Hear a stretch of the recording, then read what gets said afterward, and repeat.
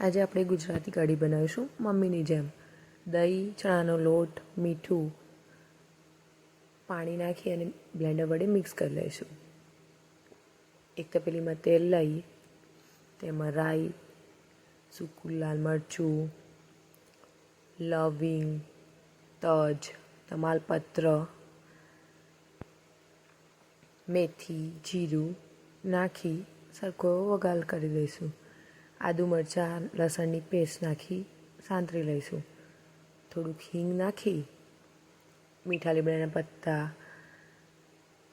જે ચણાનો લોટ અને દહીંવાળું મિક્સર બનાવી એ અંદર એડ કરી દઈશું. જરૂર મુજબ પાણી એડ કરી દઈશું અને મસ્ત એવી ઉકાળી ધાણા જીરું એડ કરી રેડી છે આપણી ગુજરાતી ખાટી મીઠી કઢી. મમ્મીની જેવી તો ના બની પણ ઓકે છે.